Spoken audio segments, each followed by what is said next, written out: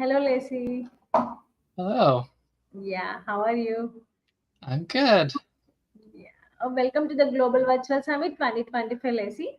And before proceeding with your session, I want to introduce you to our audience.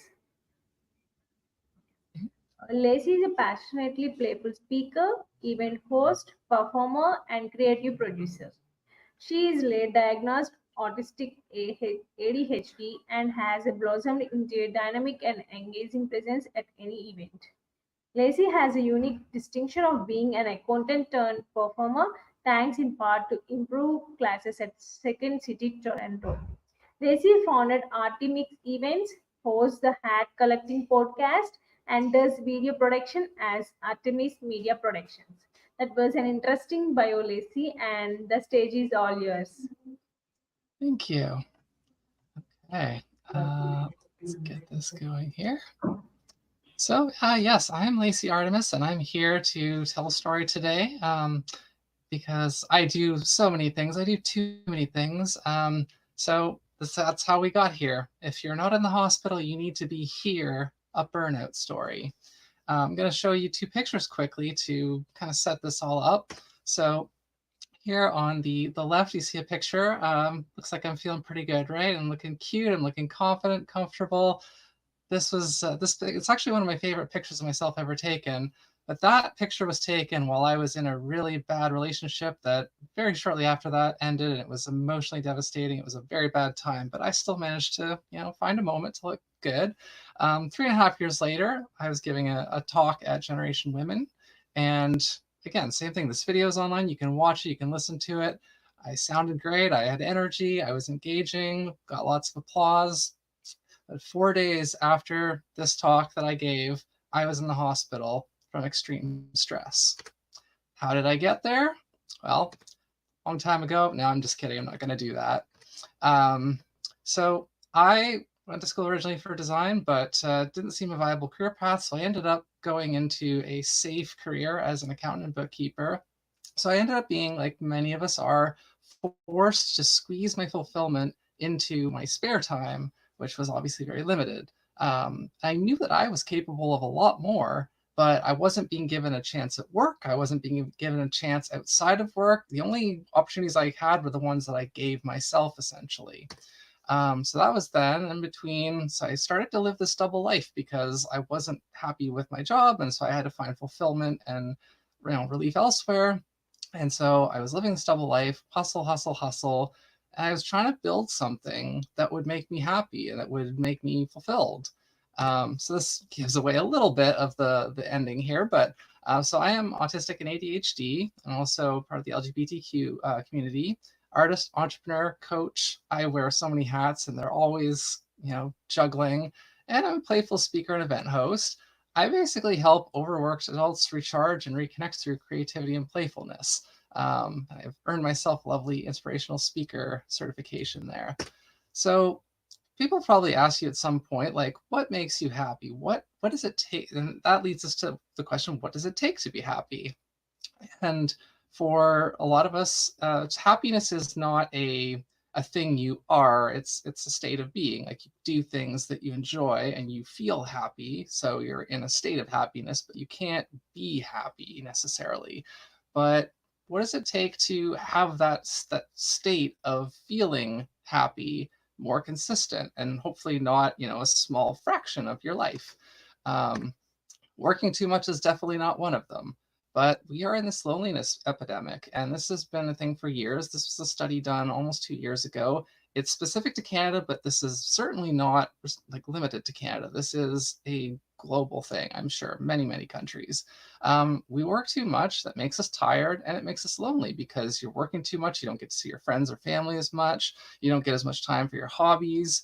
And when you don't get to do the things that like refill you, it drains you. You need things to refill you, and working often is not a thing that refills us. So again, how did we get here? Well, I was working in the television industry most recently, and if you're not familiar, the film and television industry is longer work weeks, longer hour days, and it's very intense, stressful work. Like, you make some really great, amazing, inspirational stuff out of it, but it's not for the faint of heart. And again, I was trying to sort of build up this new career on the side. And for years, I wasn't really sure what that other career was, what it should be, because I'm this multi-passionate person. So a lot of things appeal to me, but I needed something that was viable and that I could lock into. So while I was working this really intense job and trying to build some kind of new career, sacrificing my sleep for personal goals, because that's what you have to do as an entrepreneur, and I was dealing with a very excessive workload at my job, which I was not the only one. The company that I was working for was very short-staffed, too few people and too much work. And so it was a matter of, even if I asked for help, there was none available because everybody else was kind of overloaded too. And I was also in it. This was an environment that was very neurodivergent unfriendly. So that further served to drain me and tax my system.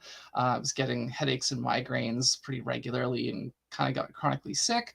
And what ended up happening was, at one point I was sick, and I was like, I need to, go rest for a couple of days. And I was basically told, like, you can't be sick, like, unless you're in the hospital or you're a biohazard, like, vomiting or diarrhea or something like that, you have to be here because there's no one else to do your work. And so I pushed and I pushed and I pushed, and then I broke and I ended up in the hospital because my body started to shut down by force. So I ended up, after I went to the hospital, I went to my doctor. I said, I need a note for medical leave because my work will not, they won't let me get the rest that I need unless a medical professional tells them that I need it. Like, they won't listen to me. My opinion's not good enough, which is really unfortunate. But they pushed back even with the doctor's note, and they wanted me to just, it was like, we'll find a replacement, but it can't happen overnight, so we still need you. And I was trying to negotiate just like 1 day a week off, like that'll help. And they didn't even want to do that. The president of the company caught wind of this, realized that there was a legal liability involved there. If I had a heart attack or something else happened, they could be liable for that. So he stepped in and he said, doctor said you go home, you go home. And it took me 7 full days of dedicated rest before I felt human again. And when I say that, I mean, like, when you're truly burnt out, you don't just like sleep in 1 day or 2 days and then you're like, okay, I feel recharged, I feel rejuvenated. No, this was dedicated rest. I was able to spend more time into the things that supposedly, refilled me, but my body had just been so strained and so stressed and so overdriven that it took that long for it to calm back down to a stasis point. So why do we push ourselves this hard? I'm sure a lot of you know the answer to that, because we have to pay bills, we're trying to find fulfillment, we're trying to build a life that we want.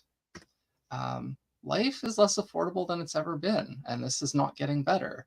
And it's getting worse if you're a single individual, if you don't have someone to kind of share finances with. We have this grind set culture, which is kind of born out of, like, Silicon Valley and the finance world, which is really unfortunate, but it's just, again, the hustle, hustle, hustle. If you're not constantly exhausted, you're not trying hard enough. And again, both in Canada and in the United States and other countries, there is minimal or no paid sick leave because capitalism demands that we just are constantly productive. So, and of course, there's been increased illnesses since COVID, which I'm going to touch on here briefly. If you don't know this, COVID is not over. And there have been studies that have shown that COVID-19 actually damages our immune system similarly to the way that HIV does.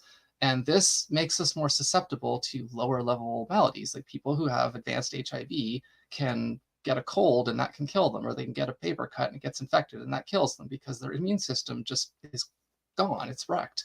COVID is causing a similar thing. And so repeated infections accumulate, and this leads to lingering effects like chronic fatigue, brain fog, and other things. So I got a couple of screenshots here to sort of explain. It's the CD8 plus T cell response, which are immune cells in our body. And they're showing long-term damage in people that have gotten COVID. So we'll get into some numbers here. So the monthly cost of living for an individual with no dependents, these numbers are coming from specifically the province of Ontario in Canada, but this is obviously, the numbers are going to be similar or worse in a lot of other places.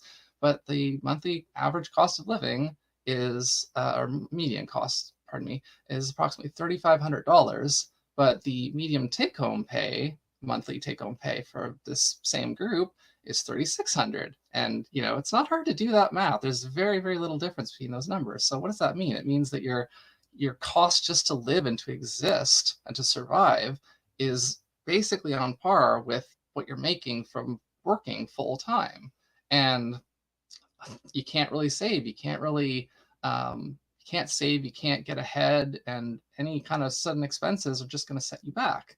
So this necessitates us working overtime or a second job. Again, if we're not able to pool finances with another person, which not everybody is able to. So a lot of people in my generation, millennials, have had to move back with family, with parents, because we just couldn't afford to live on our own.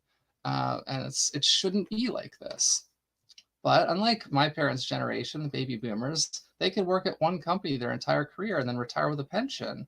That's not a thing anymore. Companies expect us to be loyal to them, but they don't reciprocate that loyalty. And again, inflation has been on the rise and it's outpacing incomes. And that is also a problem. Everything gets more expensive and we're not keeping up with our earnings, so we're falling behind. And again, having to work too much, have overtime, second jobs, having other commitments, leads us to unhealthy coping habits. That can be getting less sleep, that can be getting less exercise, not eating as well, substance use. There's many different ways that can happen. But also what it takes to build your own business. I just realized you can see the whole screen. Sorry. That's, again, really a lot of work. And then you have to make it your own time for self-care, which, again, a lot of us are not as good at doing, because you have to carve out that time for yourself. And we're always treading water. So have some stats here. Yes, it's big, scary red letters, but don't worry. I got some good news at the end, because it's not all doom and gloom. But here are some stats. This year, 2025, 76%, so 3/4 of employees experience burnout at least occasionally. So that's the more than the majority, well more than the majority of working people are experiencing burnout at least occasionally. It's kind of become a state of being for most.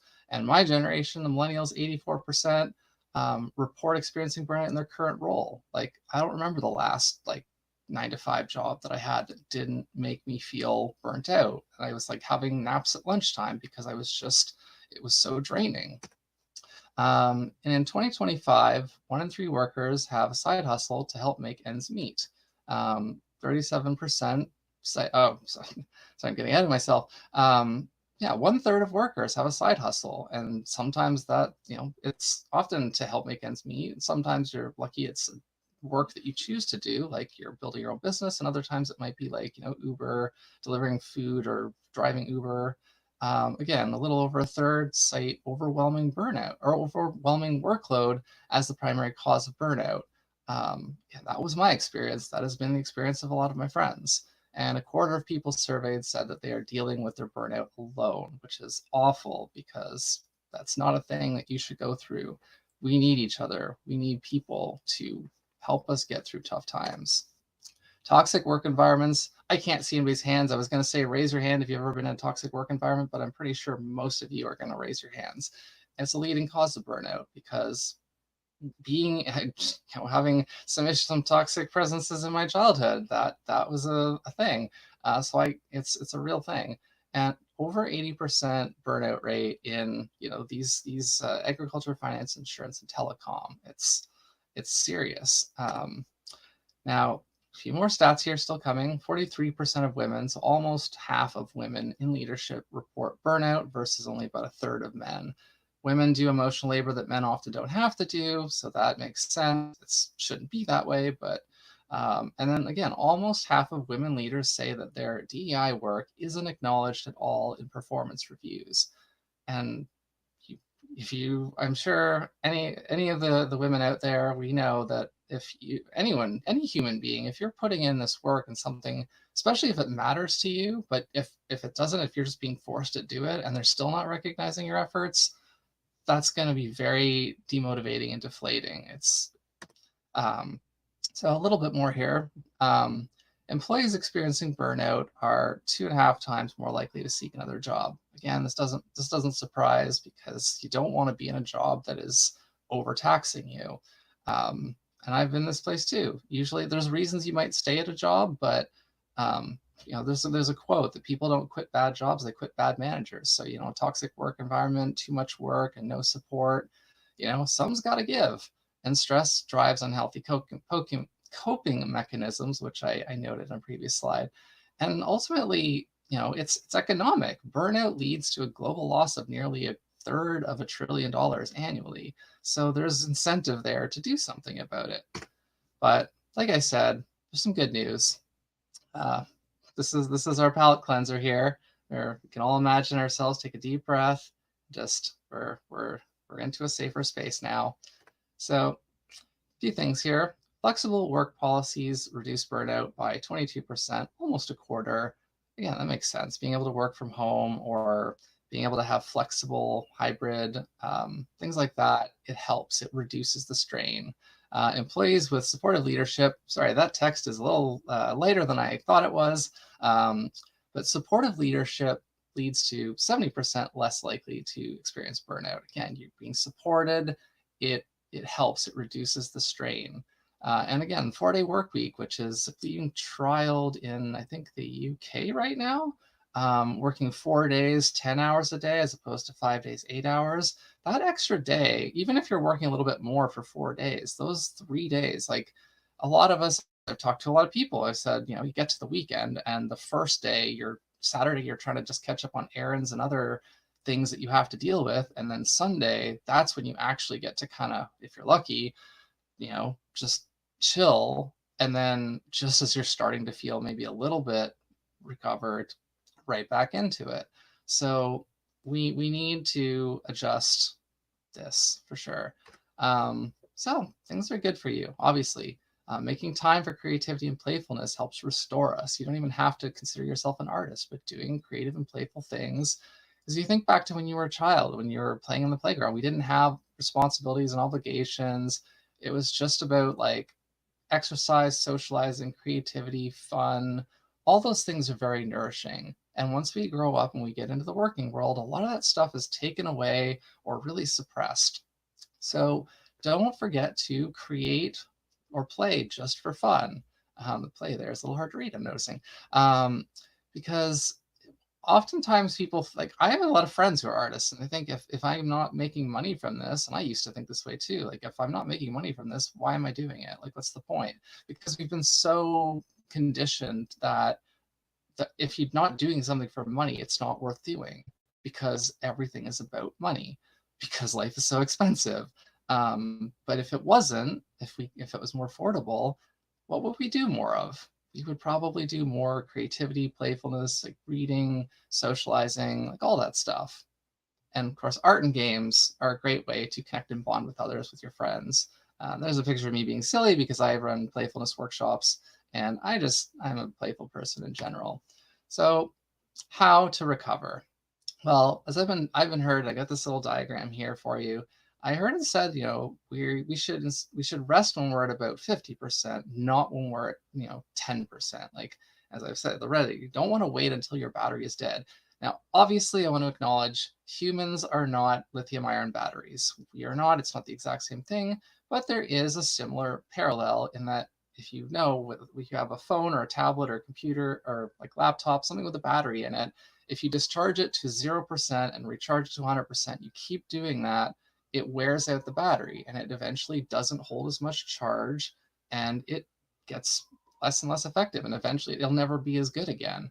Now, that's not completely the same for humans, but a similar thing. If you keep pushing yourself into burnout, you never fully recharge, or you just keep yourself kind of in the red and orange zone and you never actually let yourself fully recharge, you're going to lose some of that. And in the film industry, they talk about it. It's such a stressful line of work that people have like heart attacks in film if they're in it for long enough, because it's just constant stress and it's not good for our system. So we should not be subjecting ourselves to that. Set boundaries to protect your energy. And if this is not something that's possible at your current job, then I'd strongly suggest you change, you find an alternative. because if you're in my situation, as I said, I was sick, I am tired, I was in the hospital, and they still didn't want to give me time off. They didn't want to give me relief. And that just says it right there. It's like they want to take every last ounce out of you, and you can't let that happen. Prioritize sleep, healthy eating, exercise, anything like that, because sleep is how your body truly repairs and recovers. Sacrificing sleep is one of the worst things. Healthy eating if you can. This is one of the other unfortunate problems, because we're in such a place now that if you're super busy and you're super tired, you don't want to cook, you may not have time to cook, you're going to get takeout, or you're going to get DoorDash, Uber Eats, whatever it is. So you're going to be spending more money, you're going to be getting worse quality food, and it's just not, it's not good. You don't want to do that. Seek professional support. This can be in the form of like therapist, maybe a personal trainer, if you can afford that. Just even, I say professional support in general, but professional support is really obviously ideal. And then make time to play and make art and spend time with people that you care about, because it is so crucial. It comes down to betting big on yourself. So it's been a long time. I was chasing my dream to show that it's still possible. It's not easy, but it is possible. And I've had to burn out a few times, but I've gotten so much further than I ever thought that I would. And I'm much better at pacing myself now. And I became a speaker because our voice is our strongest tool. And for me, growing up, I was very awkward and shy, and I was not a good speaker. And it became to the point where I realized that I needed to develop that skill. And since I have, it has changed my life. And this is part of why I became a coach, because I've gone through so much change and learning and growth and making things better for myself. And everybody deserves that. Like, I want everybody to have a happy, healthy life if they can. So that's why I developed Shine Language. So again, no one cheerleaded me as much as I did for myself. For much of my life, I had this feeling, and I was going towards it, and people didn't believe me, or they say like, "Oh, you sure about that? Like, you can't do that. Like, you're doing too much." And I just had to listen to my driving force inside. And this is where it got me here. I learned to cheer for myself, and I want that for you too. So again, I know I can't hear you, I can't see you, but I want you to say it with me. I deserve to shine. And so with that, Shine Language, there's a QR code here to sign up for my newsletter. And you can I'll help you find your Shine Language. You can glow up into a happier life. I'm at Lacey Artemis on all the socials. There's my website and my email address, and I'm on LinkedIn. I'm happy to connect. I'd love to talk more with you. And with that, I will happily take questions. Okay. Thing here. All right, I'll do that. Sorry. Oh dear. My slides were not changing. Okay. I was not paying attention to the chat as I was paying attention to the slides on my end. So apologies for that. Do you have any questions?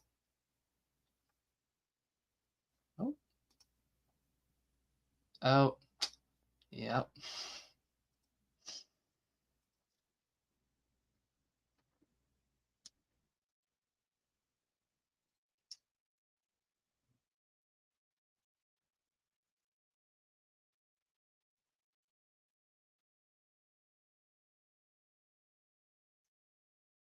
Finished a little bit early, which is probably good.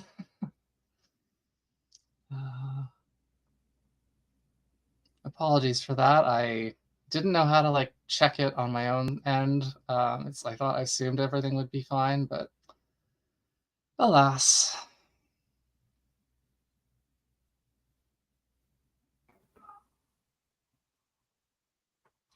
Yes, Lacey, that was really a fantastic and energetic talk. Your journey is really inspiring. And we got a few questions from our audience, Lacey. I want to ask you one of them. How do you burn out like you and survive to tell the story? Well, I guess I'd say that I got lucky because I ended up in the hospital and I came out and I was I was able to get that doctor's note and get that. As if I hadn't, then they would have kept pushing me and I probably would have ended up in the hospital for even longer. And obviously that, and I recently had a bit of a scare because I got sick recently, and for a couple of weeks I was experiencing extreme chronic fatigue and I couldn't do anything, and it was scary. And so I've learned, like, I've pushed my body a lot and I have to slow down, and I'm getting better with that. It's just critical. We can't keep pushing ourselves like this. Thank you for sharing everything, and you are really inspiration to many people. And I think there is a technical glitch, but no issue. Your content was reached to everyone. Yes. Thank you so much for your valuable time. And be on the backstage and please join our next session, Lacey. Okay. Yes. Thank you so much. Bye bye.